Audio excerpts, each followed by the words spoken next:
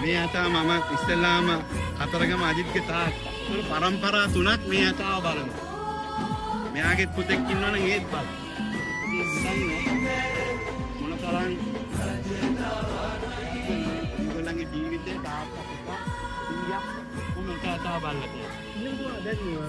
ඉතින් ඒක තමයි කනගාටුදායකම ප්‍රවෘත්තිය වෙන්නේ. නමුත් එසේ නොවේවා. ඉරාත් කාලයක් මේ අලින්ගේ කියන්න ඕනේ. නමුත් මේ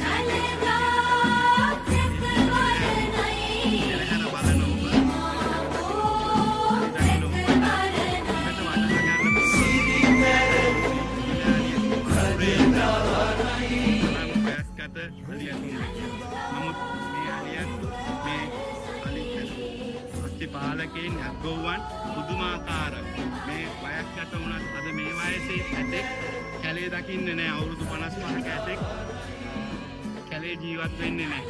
අපි කියන්නේ කැලේ සත්තු දීලා කරන්න ඕනි කියන එක නෙමෙයි. මේගොල්ලෝ මේ හොඳින් බලා ගන්න ඉන්න මේ රෝම කූපයක් ගන්න නාවලා මේ සනීපෙට අන්න දීලා